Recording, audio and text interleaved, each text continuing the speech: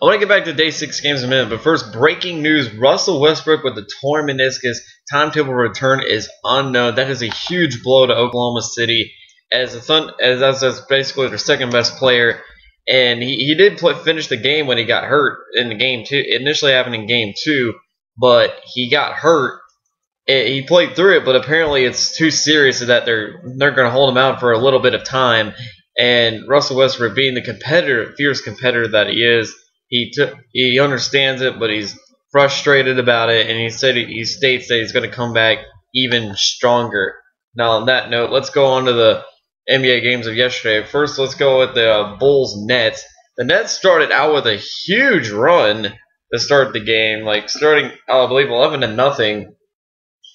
It looked like they were going to come out with a statement, but unfortunately for them, the Bulls decided to come back in that game, and then they ended up going to run on their own, and they ended up going by 11+, and it really just set the tone for the rest of the game, as the Bulls would end up taking a 7-point halftime lead, and then in the third quarter, the Bulls would continue their run, and the Nets were just trying anything they can to claw back in it, but the Bulls kept pushing back with their great defense, and it ended up marching out to it was about a double-digit lead anyway, and we heading into the fourth quarter.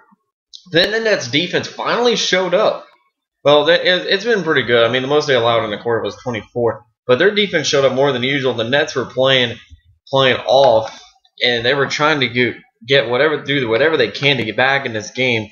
They ended up cutting it all the way down to 3, but it would go no further than 3, and it cut it to 3 after a Brook Lopez dunk with 14 seconds left. And then Nate Robinson would make 1 of 2 free throws, and then Darren Williams would make a shot, but then Joakim Noah would make 1 free throw. So it comes down to the last possession of the game. Former Bull C.J. Watson takes the shot, shoots the 3, no good. And the Bulls win 79-76 at home. It was the third lowest score total in a playoff win in franchise history for the Chicago Bulls. Carlos Boozer led all with 22 points and 16 rebounds. Luol Deng, the All-Star candidate, although I found it a little bit questionable that he was an All-Star. But anyway, Luol Deng, 21 points, 10 rebounds. We also had Kurt Heinrich chip in 12 points as well. As for the Nets, Brook Lopez, 22 points. Darren Williams struggled shooting. He did get 18 points. He played a little bit better than last game, but he still struggled shooting the ball 5 for 14. Joe Johnson only chipped in 15. The Nets really need more. They need more durability. They need more equal balance. They need the post Darren Williams back, like the post All-Star break Darren Williams, the one from Game 1, because basically the one from Game 2 showed up, except a little bit slight better version of him. And unfortunately, if Darren Williams doesn't play on, if he's not on his game, the Nets aren't going to win this series, and they're going to get upset by the Chicago Bulls, even though 4 or 5 seeds are not really considered that huge of an upset. But considering the Bulls don't have Derrick Rose, it does consider some kind of a consensus of an upset. So that was that. The Bulls are now leading 2-1, and then Saturday night will be Game 4 early. And now we go on to Miami and at Milwaukee. The Bucks started out red hot. Ilya Silva continued his performance from last game. Brandon Jennings also got out to a little bit of a hot start. The Bucks bulged out to a 9-point lead, and it looked like the Bucks were going to keep holding on to it, but the Heat just kept breaking it down behind LeBron. And Dwayne Wade, though, he struggled heavily in this game. He had 11 assists, but he had 6 turnovers, and he only made 1 shot in 12 attempts. But I'll get to that in a minute. The Heat, though, they were able to bounce back in it, and then behind LeBron and Bosh, and they were able to cut the deficit to 2 by halftime. And the third quarter was basically the Miami Heat takeover game, as Ray Allen was hitting shot after shot, and the Bucks were just having no answer for him on defense, much like they did in Game 2 in the fourth quarter, and much like they did in Game 1 in the second half. The Bucks just had no answer on defense. I don't think the Bucks are built for 4 quarters. They're only built for 2 quarters. They're only built for 1 half. That's it.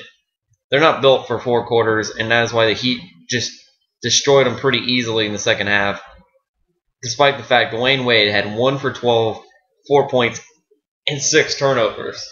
LeBron ended up with 22 points and only 14 shots and 6 assists. He did have 5 turnovers, though. So despite the fact that the Heat star players turned it over a lot, they still won 104-91 on the road. 3-0. They pushed the Bucks to the brink of elimination, and we'll have a game on Sunday. Now let's go on. Game 4 will be on Sunday. Lastly, we got Clippers and Grizzlies. It started out back and forth. Grizzlies only had a 3-point lead out of the first quarter. Zach Randolph finally showed up in this series to me, in my opinion. He sucked the first 2 games, but I think being back at home gave him a lot of momentum, and he beasted in this game. He was not going to allow the Clippers to get back in this game, as the Grizzlies did march out to an 8-point halftime lead, and the Clippers just could never really cut it down to anything, as Chris Paul had an off night. He only had 8 points, only 4 assists too. Blake Griffin he had 16 points on 5 of 12 shooting. It was just a very I wouldn't even say mediocre for the Clippers. This was just a bad game for them. And the Grizzlies just beasted on defense. Zach Randolph ended up with 27 points and 11 rebounds. Mike Conley, despite shooting 1 of 9, only getting 6 points, did have 10 assists and 3 steals. So, I mean, it's a okay game. Marc Gasol ended up with 16 points on 6 of 13 shooting, 8 rebounds. The Grizzlies really needed this win. I mean, they were on the backs against the walls, and this was a must-win for them. And every game from here on, and Game 4 is really more of a must-win than anything, because if they lose that one, they're out. So the Grizzlies needed this one. They needed this one on Thursday night, and they got it, 94-82. Game 4 Saturday afternoon on TNT. All right, that will do it for today. And now let's come back now. Let's get ready for Friday night's games. We got 3 Game 3s on the line. We got New York and Boston Game 3, and then we got LA and the Spurs, and we also got the Nuggets and Warriors. Be sure to come back later. I'm out.